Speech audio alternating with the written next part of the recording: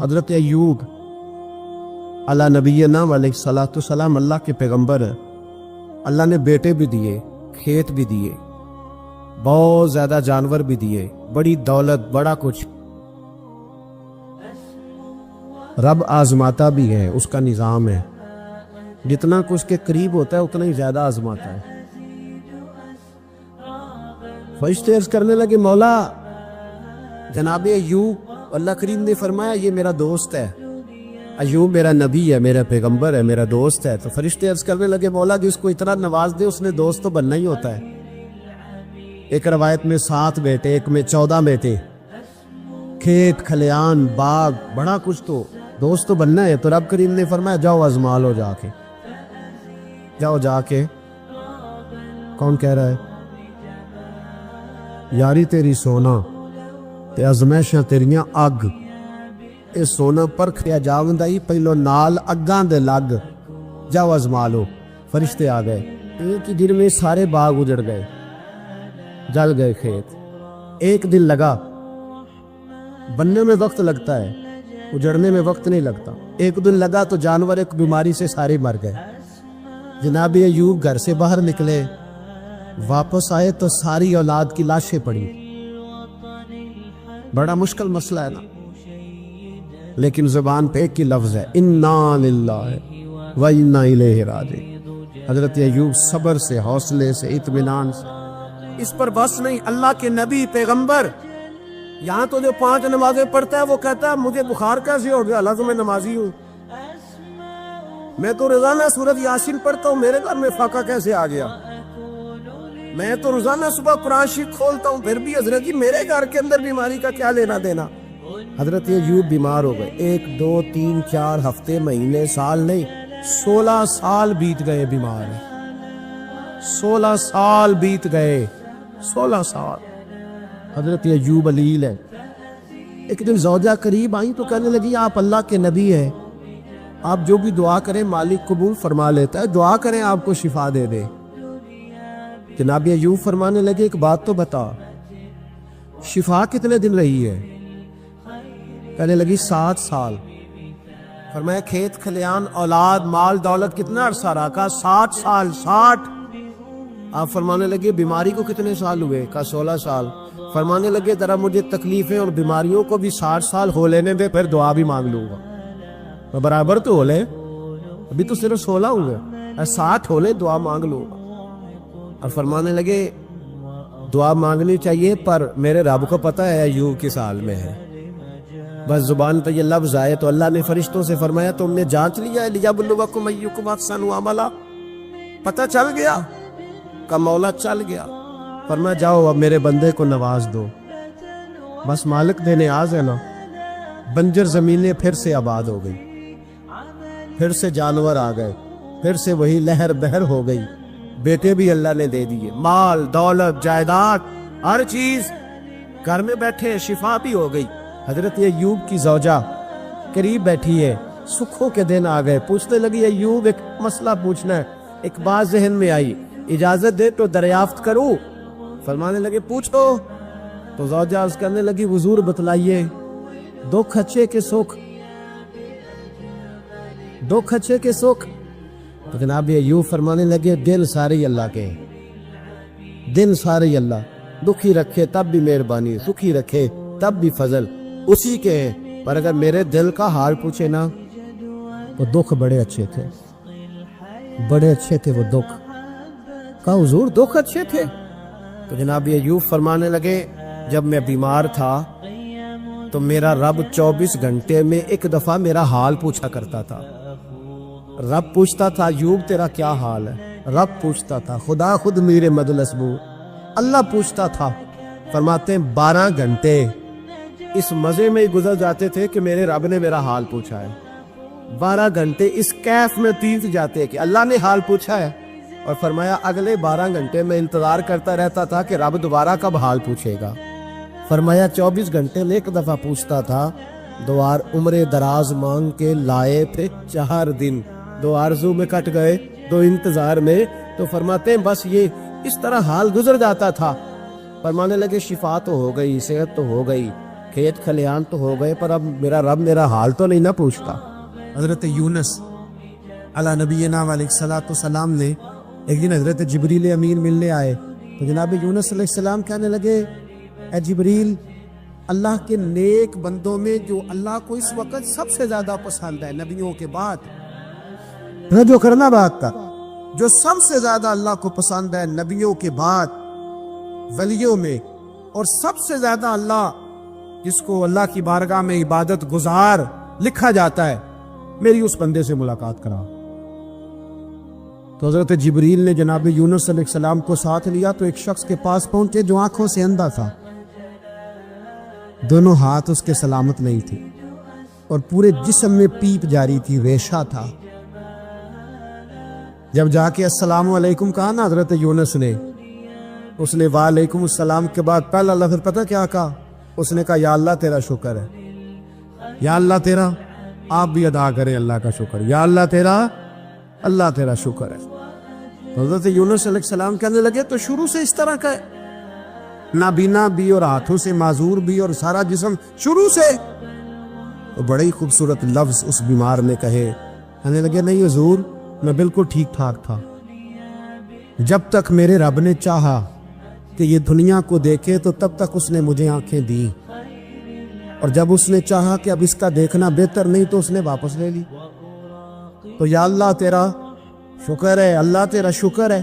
پھر کہا جب تک اس نے چاہا کہ میرے ہاتھ رہے تب تک رہے، جب اس نے چاہا کہ میرے لیے بہتر نہیں تو اس نے لے لیے، تو یا اللہ تیرا شکر ہے۔ جب تک اس نے چاہا کہ میرا جسم صحیح و سلامت رہے تو رہا، اور جب اس نے چاہا کہ میرے لیے بہتر نہیں تو مجھے بیمار کر دیا، تو یا اللہ تیرا شکر ہے۔ تو حضرت یونس علیہ السلام کہنے لگے جبریل واقعہ یہ اللہ کا سب سے زیادہ شکر گزار بندہ ہے، سب سے زیادہ عبادت گزار بندہ ہے، سب سے زیادہ۔ حضرت شعیب علی نبینا علیہ الصلوۃ والسلام اتنا روئے کہ بینائی چلی گئی۔ صاحب رسالہ قشیریہ نے لکھا ہے آنکھوں کی روشنی ظاہری طور پر چلی گئی، اللہ نے پھر آنکھیں عطا کی۔ حضرت شعیب علیہ السلام پھر روئے، آنکھوں کی بینائی چلی گئی، اللہ نے پھر عطا کی۔ پھر روئے کہ آنکھوں کی بینائی چلی گئی، رب کریم نے پھر عطا کی۔ پھر ایک دن پوچھا مالک نے، کریم ہے نا جب چاہے پوچھے، بے نیاز ہے نا جب چاہے نہ پوچھے۔ اب پوچھا تیسری دفعہ، کہا اے شعیب اگر تو روتے ہو جنت کے لیے تو جنت آج سے ہی تمہارے نام کی، اور اگر روتے ہو دوزخ سے ڈر کے تو تمہیں آج سے آزاد کیا۔ سارا کچھ جانتا ہے رب، پر پوچھتا ہے بتاؤ نہ روتے کیوں ہو؟ خدا بندے سے خود پوچھے روتے کیوں ہو، بتاؤ نا۔ حضرت شعیب پھر رو پڑے، کہنے لگے مالک نہ جنت کی تڑپ نہ دوزخ کا خوف، میں تو تیری ملاقات کے شوق میں روتا ہوں۔ کبھی ملنا، کبھی وہ زیارت کی جو تڑپ ہے، اقبال کہنے لگے کبھی اے حقیقت منتظر نظر آنا لباس مجاز میں، لاکھوں سجدے تڑپ رہے ہیں میری جبین نیاز میں۔ یہ جو رب کے بندے روتے ہیں تو لوگ سمجھتے ہیں شاید دنیا کے لیے رو رہے ہیں۔ یہ رب کے بندوں کی آنکھوں میں آنسو آتے ہیں تو لوگوں کا خیال ہوتا ہے ہو سکتا ہے کوئی بچہ نوکری نہ لگتا ہو تو روتے ہیں، ہو سکتا ہے گھر میں کوئی آزمائش آ گئی ہو تو روتے ہیں، ممکن ہے کسی جگہ کسی چیز کی طلب نے بے چین کر دیا تو وہ طلب آنکھوں سے گر گئی، لیکن نہیں۔ اے تن میرا کنگھی ہووے تے میں زلف سجر دی باواں، تے پوش میرے دی جتی بن جائے تے میں یار دی قدمی آواں، مارو مارو مینو مار پکاؤ کوئی عذر نہ پیش لے آواں، تے جے سونا ہی میرے دکھ وچ راضی، جے سونا ہی میرے دکھ وچ راضی، جے سونا ہی میرے دکھ وچ راضی، تے میں سکھ نو چلے ڈاواں، مانا کہ نے وصال میں راضی ہے تو بس ٹھیک ہو گیا، ٹھیک ہو گیا۔ وصل اچھا ہے نہ فراق اچھا ہے، بس جس حال میں محبوب رکھے وہی حال اچھا ہے، بس جس حال میں انہوں نے رکھا بات ٹھیک ہو گئی۔ اس میں اب انسان شکوا کرتے پھرے گئے جس طرح ہے وہ کس رب نے آپ کو مطمئن رکھا ہے۔ مشکل کے بعد جو آسانیات، حضرت لقمان حکیم ان کے نام پر قرآن مجید کی پوری سورت ہے۔ حضرت لقمان حکیم علیہ رحمہ آپ اپنے بیٹے کو نصیحت کر رہے تھے، کہنے لگے بیٹا کو مشکل آئے تو گھبرانا نہیں، تو مشکل آئے تو آخر بیٹوں کو سمجھ آ جائے کہ مشکل آئے تو سمجھ آ رہی ہے بات کی؟ مشکل آئے تو، اور کیا خوبصورت جملے، بیٹے کو بٹھا کے کہتے ہیں بیٹا چھوٹی مشکل آئے گی تو اللہ بڑی مشکلات آسان کر دے گا. سمجھو چھوٹی مشکلات آئیں تو اللہ نے بڑی مشکلیں اس نے آسان کر دی. اور آپ کو بتاؤں اصل انسان ہوتا ہی وہ ہے جو مشکلوں میں جینے کا ڈب سیکھ جاتا ہے. وہ بن جاتا ہے جو کرب کے حالات میں جینے کا سلیقہ سیکھ. اپنے بچوں کو یہ سمجھانا ہے حضرت لقمان بیٹے مشکل آئے تو گھبرانا نہیں، بڑی کو ٹال دیتی ہے، وہ نیکی کا اور آسانی کا پیش خیمہ ہوتی ہے. اللہ اس کے بعد آسانی سے پیار ہے. کچھ دنوں کے بعد کہنے لگے آؤ فلاں اللہ کے نبی کی ملاقات کو چلو، فلاں نبی علیہ السلام سے ملنے چلتے ہیں. اس زمانے میں جو نبی تھے ان سے ملنے چلے گئے. بیٹے کو پاک کی آگ دی، گھوڑے پہ بیٹھنے. امام ابن جوزی نے اس کو لکھا ہے. گھوڑے پہ بیٹھے تھے دونوں کے بعد گھوڑے تھے. اب رستہ بہت زیادہ تھا، کھانا ساتھ لے لیا، پانی ساتھ لے لیا، رستہ لمبا تھا، صحرا کا علاقہ تھا. جب جانے لگے تو اتنی سخت گرمی ہوئی کہ گھوڑے بھی بے ہوش ہونے لگی. اچانک ایسی گرم لو چلی کہ گھوڑے بھی. اب دونوں باپ بیٹا جو تھے وہ بڑی جوش میں تھے کہ جانا ہی جانا ہے. گھوڑے سے اتر کر کے پیدل چلنے لگے. اب پیدل چلتے چلتے ذرا آگے گئے تو گرمی میں جتنا بندہ پیدل چلتا ہے اتنا پیاس بھی زیادہ لگتی ہے. تو پانی پیتے رہے، کھانا کھاتے رہے، کھانا پانی بھی ختم ہو گیا. تھوڑا آگے چلے نا، اس قدر تکلیف بڑی کہ حضرت جناب لقمان کے بیٹے کے پیر کے اندر ایک ہڈی پیوست ہو گئی. اتنی بڑی ہڈی تھی وہ اندر ہی چلی گئی، پیر خون کے فوارے گرنے لگے. بیٹا بھی ہوش. حضرت لقمان اس کے سرانے بیٹھے تو بیٹا تھا نا، آنکھوں میں آنسو آ گئے. بیٹے نے آنکھ کھولی تو کہنے لگا ابا جی آپ تو صبر کرنے والے ہیں، آپ رو رہے ہیں. پر میں بیٹے میں کیا کروں، میرے سینے میں جو دل ہے وہ ایک باپ کا دل. تو باپ جو ہوا تیری دکھ پر رونا ہے. بڑی مشکل سے تانت کے ساتھ ہڈی نکالی. ہڈی نکلی تو خون بھی چلا. صاحب زیادہ کہنے لگا حضور آپ نے تو کہا تھا ہر مشکل کے بعد آسانی ہوتی ہے، اور چھوٹی مشکل دے کے اللہ بڑی سے بچا لیتا ہے. تو ہم تو اچھے کام چلے تھے، مشکل پہ مشکل، یہ کیا ہے؟ حضرت لقمان کہنے لگے بیٹا نہ تو رب کی حکمتوں کو جانتا ہے نہ پوری طرح میں جانتا ہوں، لیکن جو میں نے کہا تھا وہ بات سچی ہے. فَإِنَّ مَعَ الْعُسْرِ يُسْرًا إِنَّ مَعَ الْعُسْرِ يُسْرًا. اللہ ہر مشکل کے بعد آسانی عطا فرمائے گا. اور فرمایا میرا ایمان ہے کہ ضرور عطا فرمائے گا. یہ بات کہہ رہے تھے کہ سامنے سے دھواں اٹھا، اتنا سخت دھواں اٹھا کہ آپ نے سوچا شاید وہاں بادی آواز آتے. وہاں چلنے لگے تو پیچھے سے کسی نے آواز دی ٹھہر جاؤ، رک. وہی رک گئے. تھوڑی دیر گزری تو کہا رک جاؤ. جب رکے تو ایک بولنے والا بولا، کہنے لگا تمہارے لیے تھوڑی دیر کے بعد جانوروں کا بندوبست کر دیا جائے گا، کھانے کا بھی بندوبست ہو جائے گا، بچے کا پیر بھی صحیح ہو جائے گا، چلے جانا لیکن ذرا ٹھہرو. حضرت لقمان کہنے لگے بولنے والے تو کون ہے؟ تو کہنے لگے میں اللہ کا فرشتہ ہوں، میں اللہ کا فرشتہ ہوں. کہا اللہ کے فرشتے اور یہ سارا کچھ کیا ہے؟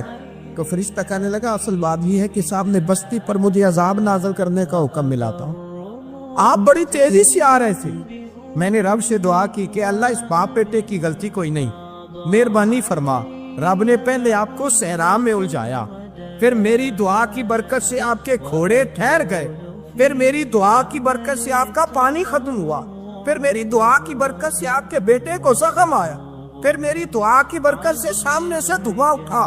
فرمایا یہ جو تمہیں مشکل پہ مشکل آ رہی تھی یہ تو میرا رب تمہیں عذاب سے بچانا چاہ رہا تھا.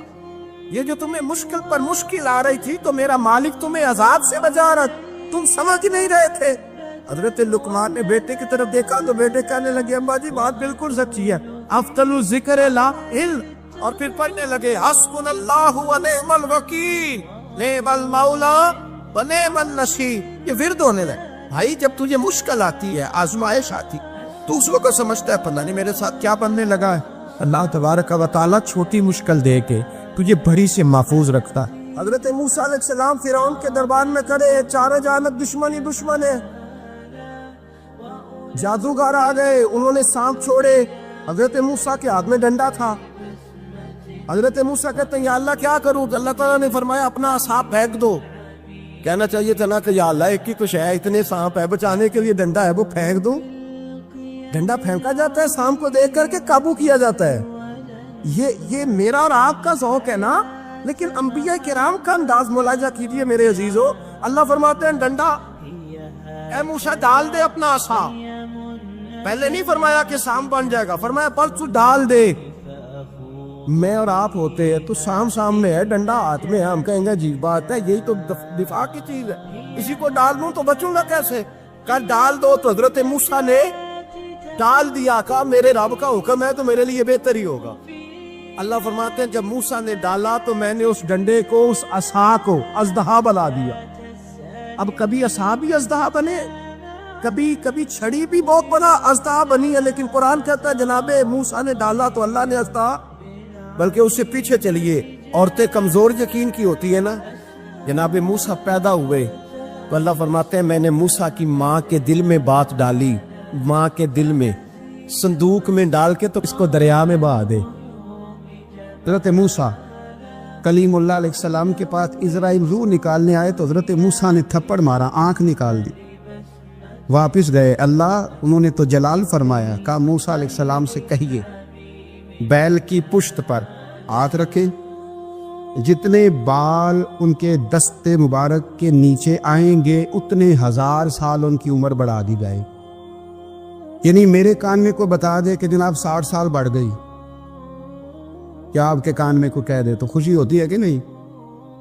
لیکن یہ حقیقت پسندی نہیں، اس لیے کہ 60 بھی گزر جائیں گے، 70 بھی، یہ حقیقت نہیں۔ حضرت موسیٰ چلے میں مثال دیتا ہوں، سمجھ لے 10 بال، حالانکہ بہت زیادہ آتے ہوں گے، 10 بال اگر حضرت موسیٰ کے ہاتھ کے نیچے آئے تو 10,000 سال تو عمر بڑھ گئی نا۔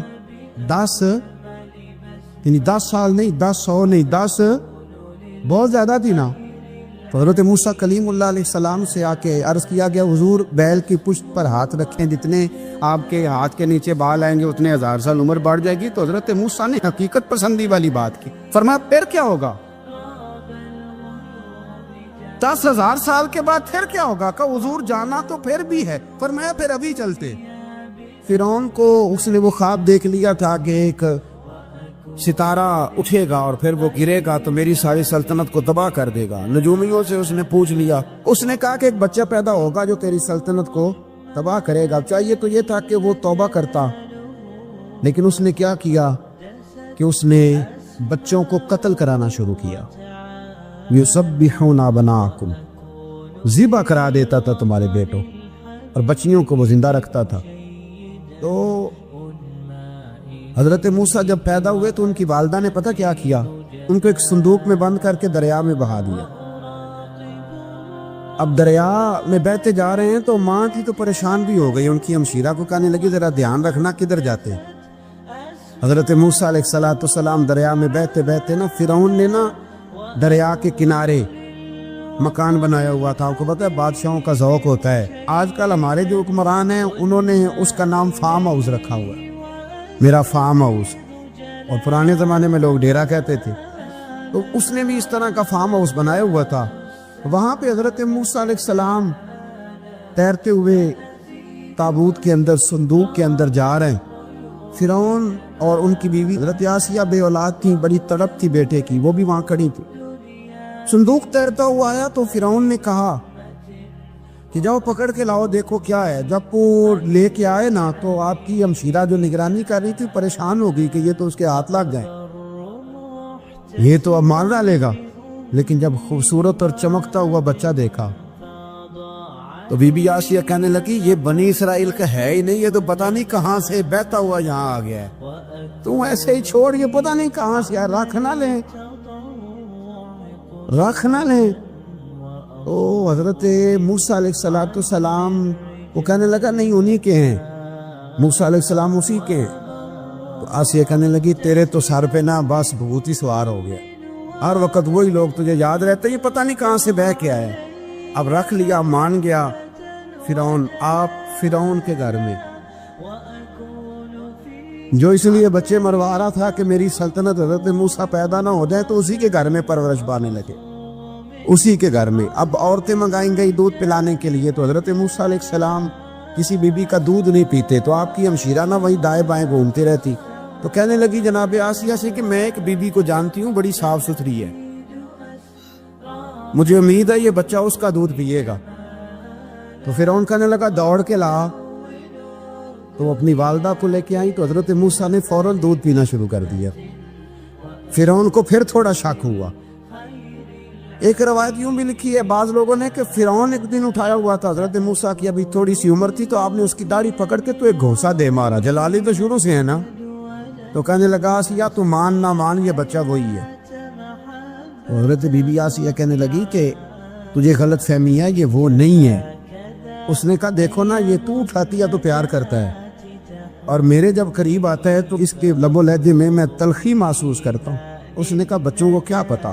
خیر، ایک طرف اس نے کھانے پینے کی چیزیں رکھ دی، ایک طرف انگارے رکھ دیے، وہ بھی حضرت آسیہ کہتی ہے کہ تجھے سمجھ آئے بچے بچے ہوتے۔ حضرت موسیٰ بچے تو تھے، پر تھے تو اللہ کے نبی نا، اللہ کے نبی تھے۔ جب اس نے کہا نا یہ بچے ہیں، تو حضرت موسیٰ علیہ السلام بجائے انگاروں کی طرف جانے کے، نبی تھے، وہ سیدھے کھانے پینے والی چیزوں کی طرف بڑھنے لگے۔ فرعون کہنے لگا آپ بتا۔ اللہ تعالیٰ نے حضرت جبریل کو بھیجا، انہوں نے کہا ادھر نہیں جانا، آپ ادھر جائیے۔ تو آپ آگ کی طرف گئے اور ایک کوئلہ اٹھا کے زبان پہ رکھ لیا۔ واسی کہنے لگی سمجھ آئی، بچے کو کیا پتا کدھر جانا ہے کدھر نہیں جانا، اگر وہ اتنا ہی خیال ہوتا، وہی بچہ ہوتا تو آگ۔ اور بعد مفسرین نے لکھا ہے یہ جو حضرت موسیٰ دعا مانگتے تھے نا، رب اشرح لی صدری ویسر لی امری، یہ وہ آگ کا انگارہ جب کوئلہ منہ میں رکھا تھا نا، تو اس کی وجہ سے زبان میں کچھ لکنت آ گئی، تو آپ دعا کرتے تھے کہ یا اللہ میری زبان کی وہ بند گرا کھول دے تاکہ میں کھل کے فرعون کے سامنے بات کر سکوں۔ وہیں حضرت موسیٰ پلنے لگے، وہیں پلے، وہیں جوان ہوئے، وہیں اللہ نے ساری دولتیں دی، بہن بھی ملی، ماں بھی ملی، اور سارے عزیزوں کا پیار بھی ملا۔ اسی گھر کے اندر اللہ نے پرورش کر کے فرعون کے ظلم سے بنی اسرائیل کو نجات عطا فرمائی کہ موسیٰ بھی فرعون کے گھر میں پلنے لگے، اور جب جوان ہو گئے تو فرعون کے ہاں جو ظلم ہوتا تھا حضرت موسیٰ اس پر بول پڑتے تھے، جلال فرماتے، تو فرعون پھر ناراض رہنے لگا، یہاں تک کہ اس نے آپ کو نکال دیا، آپ تشریف لے گئے وہاں سے۔ تو حضرت موسیٰ ایک دن شام کے وقت دوبارہ آئے بستی میں، لوگ سوئے ہوئے تھے، تو دو آدمی، ایک بنی اسرائیل میں سے اور ایک فرعون کی اپنی قوم میں سے، وہ دونوں آپس میں جھگڑ رہے تھے، لیکن وہ جو حضرت موسیٰ کی بنی اسرائیل کی قوم کا شخص تھا، اس پر وہ قبطی، وہ جو فرعون کے قریبی لوگوں میں سے تھا، وہ ظلم کر رہا تھا اور بوجھ اٹھانے کی بات کر رہا تھا۔ اب اس نے حضرت موسیٰ کو پکارا کہ دیکھے میرے ساتھ کس طرح کی بات کر رہا ہے، تو حضرت موسیٰ کا ارادہ بھی نہیں تھا، آپ نے بس اس کو سمجھایا، پر کچھ لوگوں کو سمجھ، تو حضرت موسیٰ نے پھر ایک مکہ مارا، ایک گھونسا مارا، صرف ایک ہی۔ یہ کئی تگڑے اور دلیر اس طرح کے بھی ہوتے ہیں کہ گھونسا ایک بھی برداشت نہیں کرتے، وہ ایک مارا، آدمی دھڑام سے زمین پہ گرا اور ماری گیا۔ حضرت موسیٰ کا ارادہ نہیں تھا لیکن وہ مر گیا۔ حضرت موسیٰ علیہ السلام نے اس بات پر اپنے رب سے استغفار بھی فرمائی، قرآن کہتا ہے کہ انہوں نے معافی چاہی کہ اللہ میرا ارادہ نہیں تھا۔ بہرحال اگلے دن نا حضرت موسیٰ دوبارہ آئے، وہ سنا کرتے تھے نا ہم کہ بیوقوف دوست سے عقل مند دشمن بہتر ہوتا ہے، وہ کم از کم دشمنی تو عقل مندی سے کرتا ہے نا، لیکن جو بیوقوف دوست ہو بیوقوفی۔ حضرت موسیٰ دوبارہ آئے تو وہ بنی اسرائیلی اگلے دن کسی اور سے جھگڑا کر رہا تھا، پھر اس نے مدد کے لیے پکارا، تو حضرت موسیٰ کہنے لگے مجھے لگتا یہ ہے کہ تیری عادت ہے، خود بڑا جھگڑالو ہے، تو نے روز نیا جھگڑا شروع کیا ہوتا ہے۔ حضرت موسیٰ جب اس کی طرف بڑے نہ ڈانٹنے کے لیے تو اس نے شور کرنا شروع کر دیا، کہنے لگتا ہے جس طرح آپ نے اسے کل قتل کیا تھا مجھے بھی قتل ہی کریں گے۔ یہ انسانوں کا مزاج ہے کہ آپ جب تک کسی کے طبیعت کے مطابق چلے گئے وہ راضی رہتا ہے، اور ذرا آپ اس کی طبیعت سے ہٹتے ہیں تو وہ شور کرتا ہے۔ اس نے کہا جی آپ مجھے بھی لگتا ہے ماریں گے۔ حضرت موسیٰ کلیم اللہ علی نبینا علیہ السلام کے بارے میں جب اس نے شور کیا تو بات پھر فرعون کے دربار تک گئی، وہ تو پہلے ہی بہانہ تلاش کر رہا تھا۔ اس نے کہا ڈھونڈو پکڑو اور معاذ اللہ شہید کریں گے۔ کسی نے آ کے خبر دی کہ آپ یہاں سے ہجرت کر دیں، اس لیے کہ آپ کے لیے یہاں حالات درست، اور بھائی یہ چھوڑ دیا کریں بات کہ فلاں آدمی کے حق میں فلاں جگہ حالات کیسے خراب ہوئے، تو نبی کریم علیہ السلام مکہ چھوڑ کے کیوں آئے، حضرت موسیٰ علیہ السلام نے ہجرت کیوں فرمائی۔ یہ ایک ایسی عجیب بحث ہے جس کو لوگ بلا وجہ چھوڑ دے، بلا وجہ چھیڑ دیتے۔ اور بالخصوص ایک خاتون نے ایک دفعہ مجھے پیغام دیا، تو میں بڑی اس کی بات سن کے مجھے عجیب لگا. وہ کہنے لگی کہ دوسری جگہ میری شادی ہوئی ہے, مجھے طلاق ہو گئی تھی, تو مجھے ایک تانا روز سننے کو ملتا ہے, تو اتنی اچھی ہوتی تو وہاں نہ رہ لیتی. تو بھئی یہ کوئی تانے والی بات ہے؟ کوئی ضروری ہے کہ بیوی غلط ہوتی ہے تو طلاق ہوتی ہے؟ اللہ کے محبوب علیہ السلام کی 2 صاحبزادیوں کو ابو لہب کے 2 بیٹوں نے طلاق بھیج دی تھی. کس کی غلطی تھی؟ آپ کیا کہہ سکتے ہیں یہاں کیوں طلاق؟ تو اتنی جلدی بات تھوڑی کر دیں گے آپ, تھوڑی احتیاط فرمائیں بول دیں. حضرت موسیٰ علیہ السلام وہاں سے نکلے اور آپ مدین کی طرف چلے گئے. مدین وہ علاقہ تھا جہاں فرعون کی حکومت کوئی نہیں تھی. حضرت موسیٰ جیسے ہی وہاں پہنچے تو ان کے اندر ایک جذبہ تھا, ظلم ہوتا نہیں دیکھ سکتے. جب وہاں پہنچے تو انہوں نے دیکھا لوگ اپنے اپنے جانوروں کو گھاٹ پہ پانی پلا رہے ہیں, اور 2 خواتین ہیں وہ بالکل پیچھے کھڑی ہیں. تو حضرت موسیٰ کلیم آگے بڑھ کے کہنے لگا تم کیوں نہیں پانی پلاتی؟ تو وہ کہنے لگی ہمارا بھائی کوئی نہیں, باپ ہمارا بوڑھا ہے. اللہ اکبر. مجبوری یہ ہے, ہم ہیں بھی پردہ دار گھرانے کی, مجبوری ہماری یہ ہے کہ جب تک یہ سارے لوگ پانی پلا نہیں لیں گے اتنی دیر تک ہماری باری نہیں آئے گی. تو حضرت موسیٰ کلیم اللہ علیہ السلام فرمانے لگے اچھا یہ بات ہے تو جانور مجھے دو. وہ ہو یہ رہا تھا کہ چونکہ مرد پانی پلا رہے تھے تو اور جتنے بھی مرد آتے جاتے تھے وہ گھستے جاتے تھے اور عورتیں بیچاری کھڑی تھیں. حضرت موسیٰ جھٹ سے آگے بڑھے, پیچھے ہٹو. ان 2 خواتین پاک باز عورتوں کے جانوروں کو پانی پلایا اور پھر آپ دوبارہ وہیں بیٹھ گئے. وہ بیبیاں جلدی جلدی گھر گئیں, جا کے اپنے والد سے کہنے لگی ابا جی کمال ہو گیا, اس بستی میں ایک ایسا آدمی ملا ہے جو عورتوں کی طرف دیکھتا ہے تو نیکی کرنے کے لیے آگے بڑھتا ہے, جو مجبور اور بے کس کے لیے اچھے جذبات رکھتا ہے. فرمایا جلدی لاؤ. کچھ مفسرین اور طرف بھی گئے ہیں لیکن جمہور نے لکھا ہے کہ وہ حضرت شعیب علیہ السلام تھے. حضرت شعیب نے گھر بلایا, اپنی ایک بیٹی کو بھیجا, فرمایا بیٹے بلا کے لاؤ. وہ جب گھر آئے تو آپ فرمانے لگے آپ میرے ساتھ اجرت طے کر لیں, 8 سال یا 10 سال آپ میری بکریوں کو چرائیں, میرے گھر میں رہیں. اور پھر فوراً ہی فرمانے لگے اگر آپ ہمارے گھر میں رہیں گے دیکھ بھال کریں گے تو میں اپنی ایک بیٹی کا نکاح بھی آپ کے ساتھ کر دوں.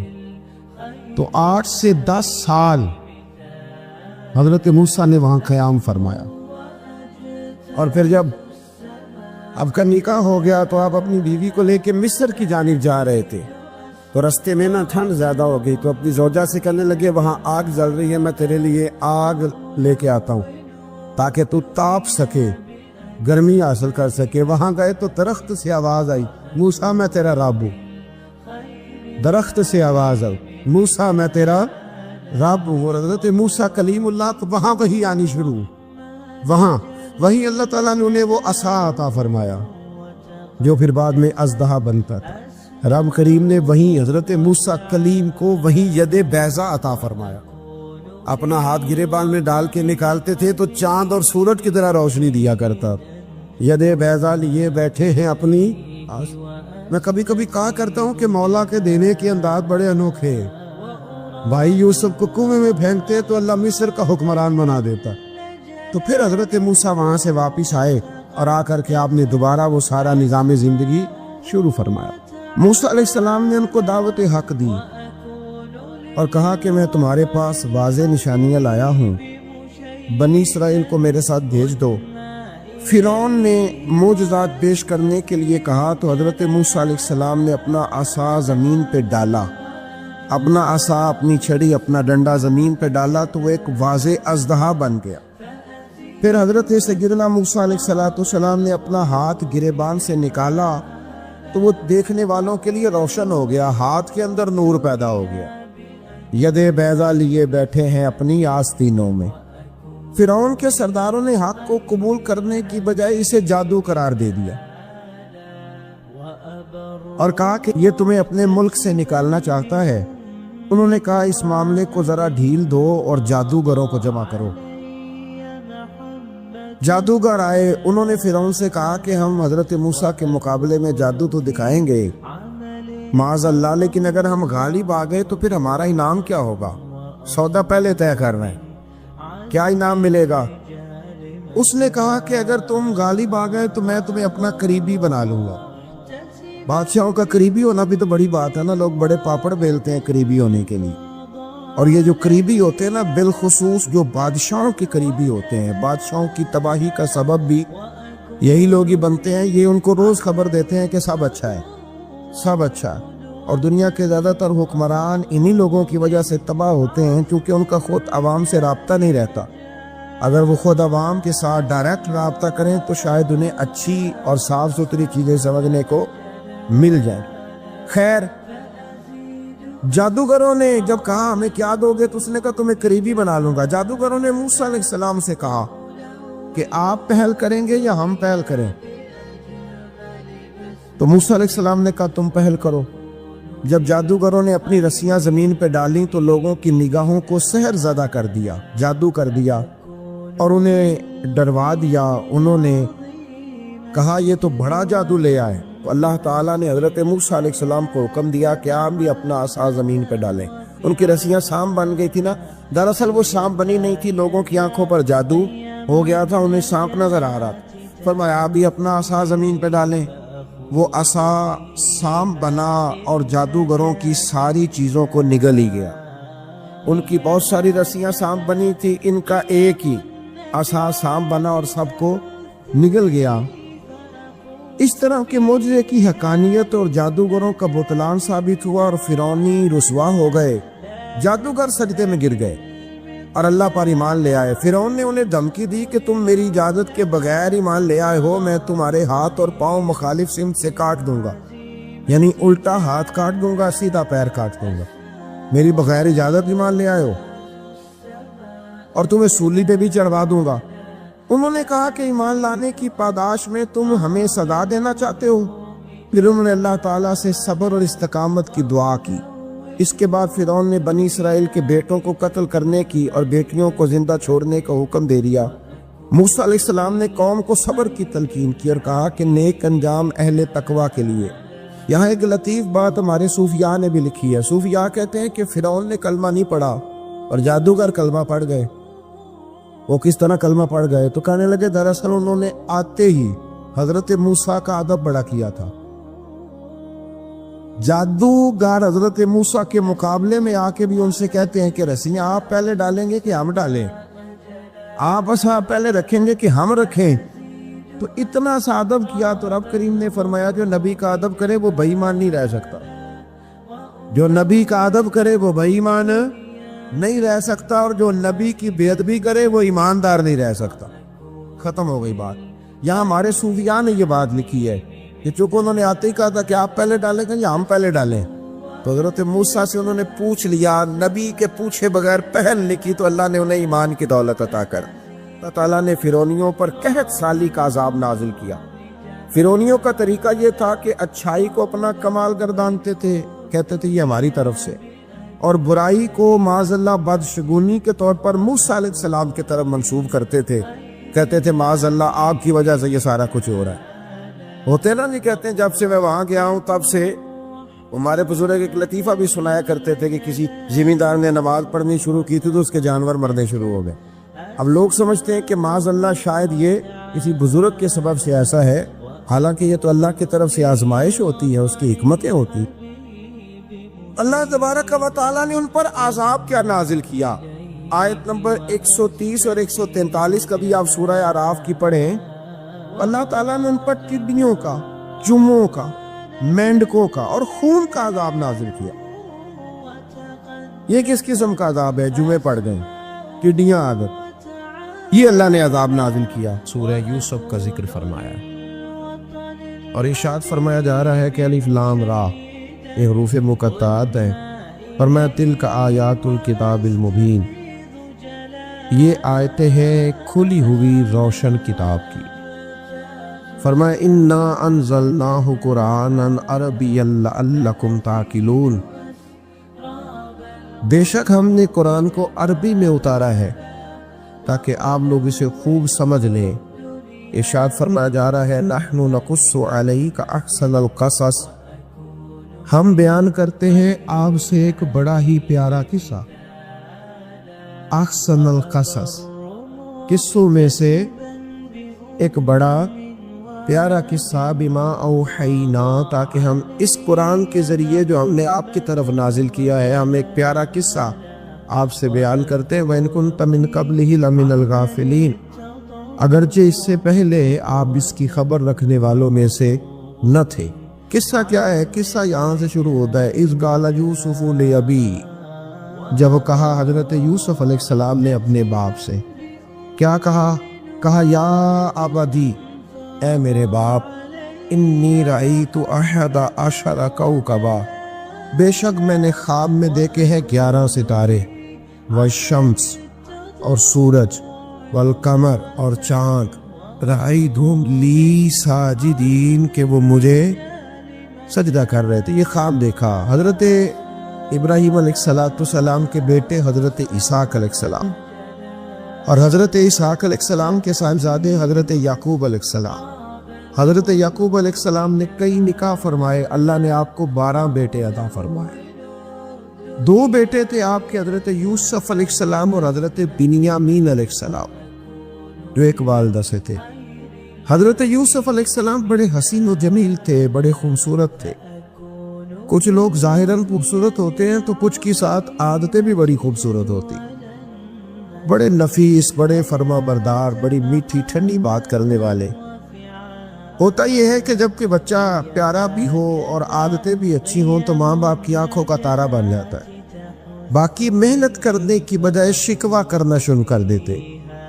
تو حضرت یوسف علیہ السلام کے والد حضرت یعقوب علیہ السلام اپنے بیٹے سے بڑا پیار کرتے تھے۔ اور آج اس واقعے میں آپ کو یہ بھی سمجھ آئے گی کہ ساری زندگی لوگوں نے ماں بیٹے کا پیار بیان کیا ہے، یہ وہ واقعہ ہے جس نے باپ بیٹے کا پیار بیان کیا اور انوکھے انداز میں بیان کیا۔ یعنی باپ اور بیٹے کے پیار کا بھی کوئی شخص کسی جگہ تصور کر سکتا، اسے ماپا اور تولا جا سکتا نہیں ہے۔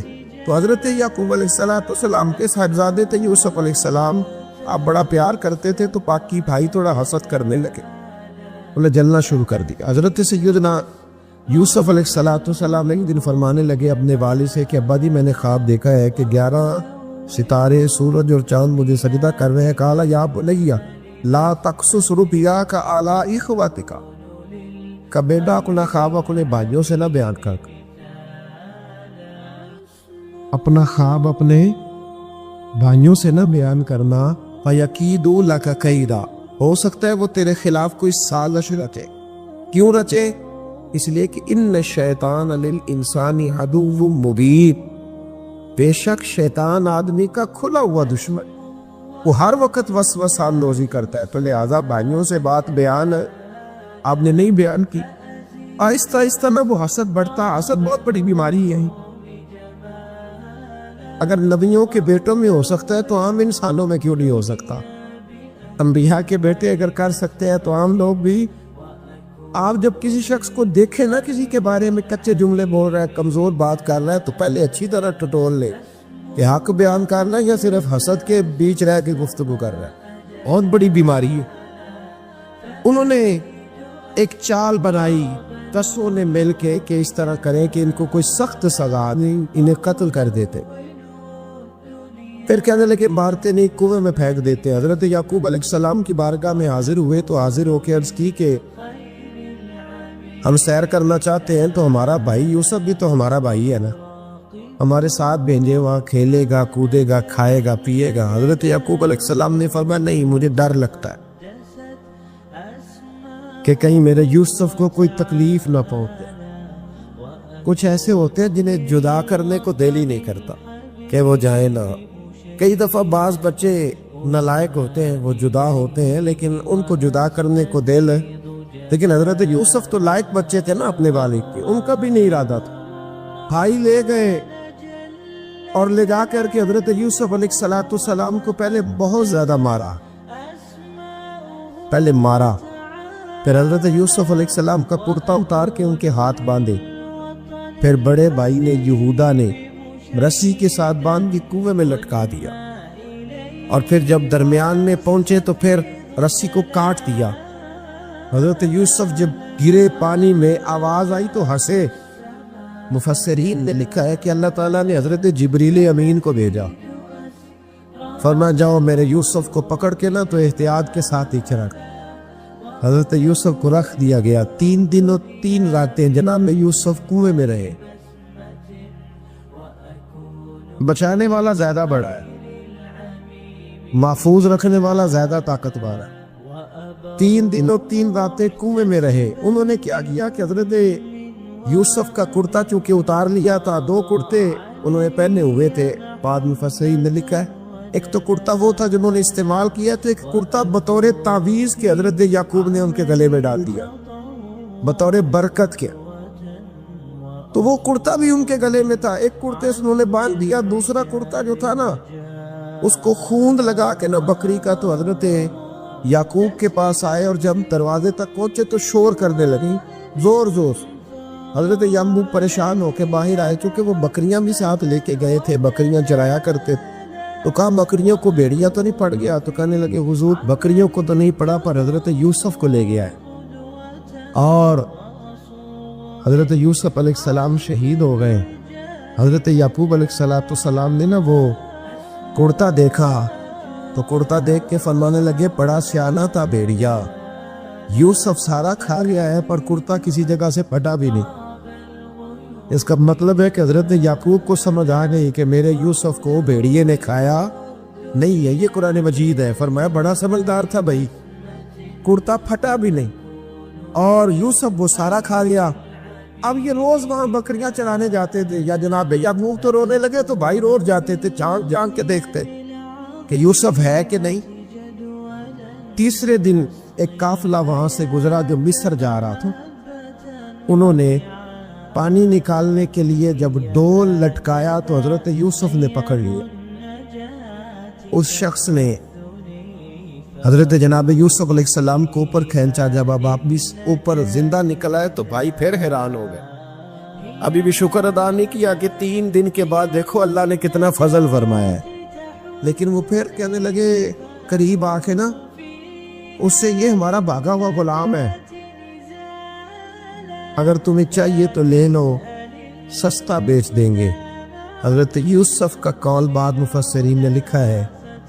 آپ فرماتے ہیں کہ مجھے جب انہوں نے تھپڑ مارے تو اتنی تکلیف نہیں ہوئی, کنویں میں پھینکا تو اتنی تکلیف نہیں ہوئی. تکلیف تب ہوئی جب انہوں نے مجھے بھائی نہیں مانا اور کہنے لگے یہ ہمارا بھاگا ہوا غلام ہے. تو کہا کتنے کا بیچو گے؟ کہا تم 20 درہم دے دو اور لے لو. 20 درہم کا جناب یوسف کو بیچ دیا. وہ لے گئے مصر کی منڈی میں, وہاں قیمت لگنے لگی کتنے ہزار, اتنے ہزار, اتنے ہزار. اللہ اکبر. جناب یوسف کہتے میں نے وہ رنگ بھی دیکھا کہ جب میرا باپ سب سے بڑھ کر مجھ سے پیار کرتا تھا اور آج میں وہی یوسف ہوں جس کی بولیاں لگ رہی, جس کی بولیاں لگ رہی.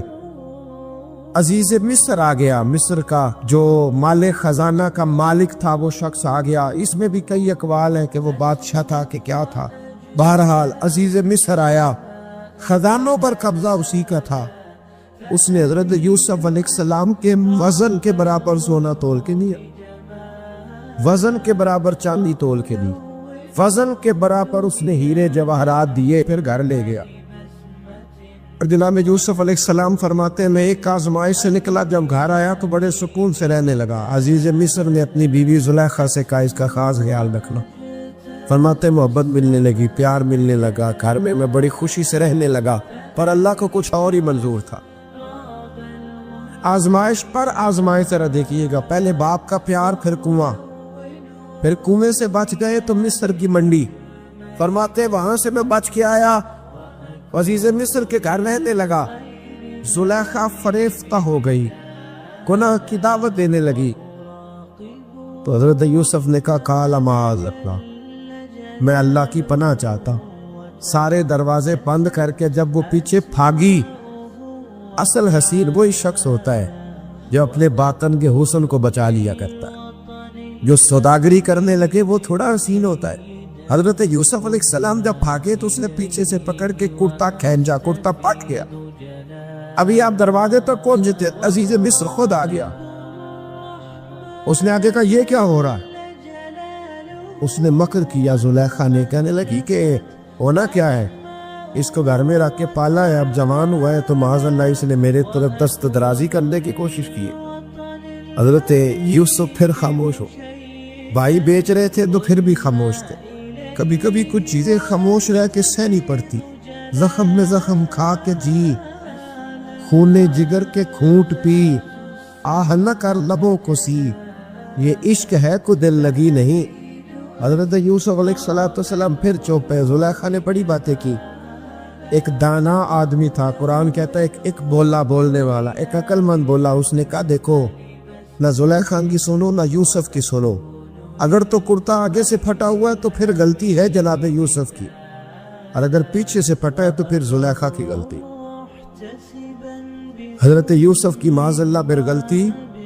تو عزیز مصر نے کرتا دیکھا تو پیچھے سے پھٹا تھا، لیکن امام قرطبی کہتے ہیں وہ کوئی عقل مند آدمی نہیں، وہ تو 4 مہینے کا بچہ تھا.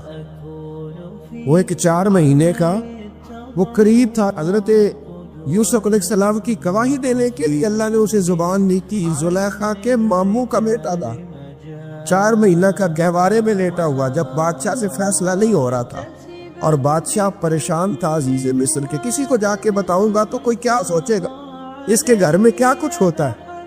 کہتے پریشان تھا تو پنگوڑے سے بچہ بول پڑا. کہنے لگا بادشاہ اگر تو کرتا آگے سے پھٹا ہے تو پھر معاذ اللہ غلطی حضرت یوسف کی، اگر پیچھے سے پھٹا ہے تو پھر زلیخا کی. تو کرتا پیچھے سے پھٹا تھا. حضرت یوسف کے حق میں گواہی مکمل ہو گئی.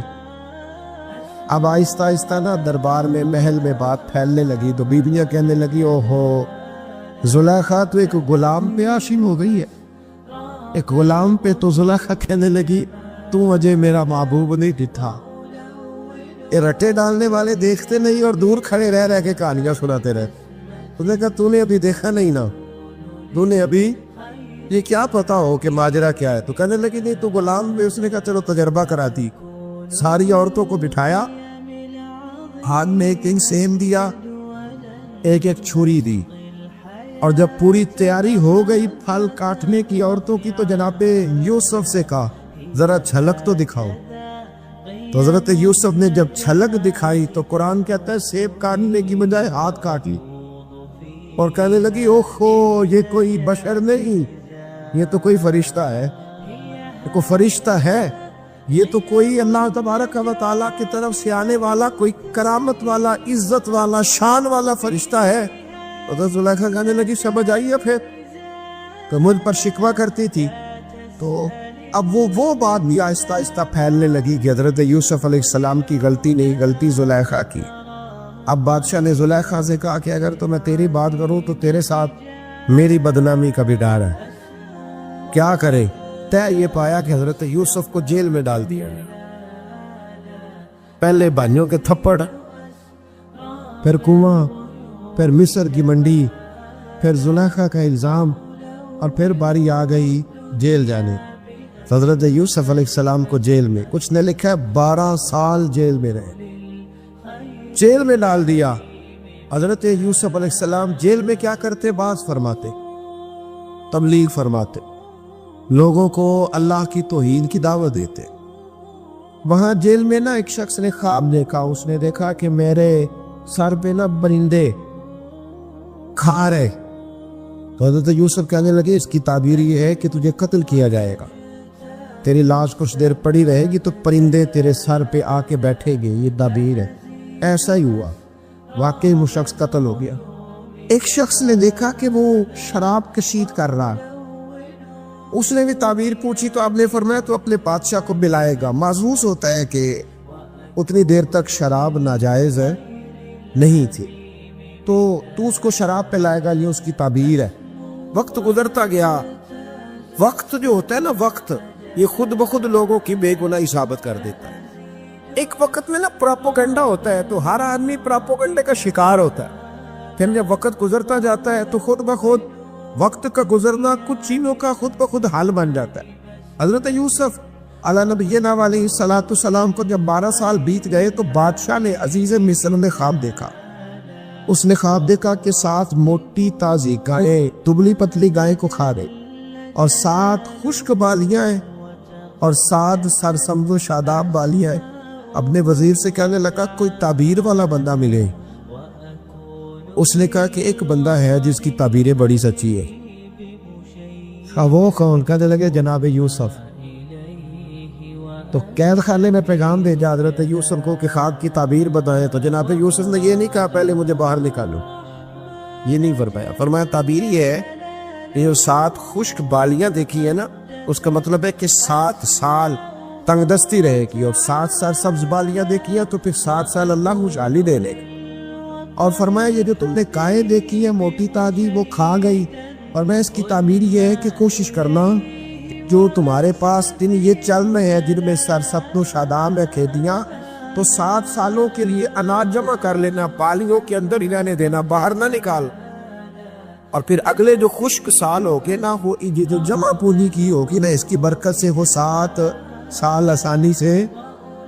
اس پر ہمارے مفسرین نے لکھا اس آیت پر، صوفیاء اور بزرگ تو کہتے ہیں نا سارا اللہ کے راستے میں دے دو، یہ بھی بات اچھی ہے، لیکن اگر کوئی اپنے بچوں کے لیے آنے والے وقت کے لیے کچھ چیزیں سنبھال کے رکھے تو یہ بھی سورہ یوسف سے ثابت ہے، یہ بھی سورہ یوسف سے، تو یہ بھی کوئی ایسا فعل نہیں ہے جس پر کوئی شخص تنقید کر سکے۔ عام دام برسر مطلب حضرت یوسف نے جب تعبیر بتائی تو بادشاہ کہنے لگا کہ انہیں باہر نکالو، آپ فرمانے لگے میں نہیں نکلتا بھائی، نہیں نکلتا میں جیل سے، یہی ٹھیک ہوں میں، آپ کیوں نہیں نکلتے؟ کہنے لگے پہلے اعلان کر کے لوگوں کو بتا کہ میں بے قصور ہوں، وہ جو تو نے پراپوگنڈا کیا نا اپنے منہ سے اعلان کر۔ اس نے جناب زلیخا کو بلایا، ان عورتوں کو بلایا، وہ عورتیں ساری سامنے آئیں، انہوں نے گواہی دی کہ یوسف تو بے گناہ ہے۔ پر سال کتنے لگ گئے؟ اللہ اکبر، 12 سال لگ گئے۔ یقین کریں کچھ لوگوں کو یہ ثابت کرنے میں نہ کہ میں ٹھیک ہوں زندگی بیت جاتی، اور میں تمہارا خیر کا ہوں زندگی بیت جاتی ہے۔ لوگوں کو ہوش تب آتی ہے جب مزار پر چادر ڈالنے کا ٹائم آ جاتا ہے، ہوش تب آتی ہے، لیکن پھر ہوش کا کوئی فائدہ۔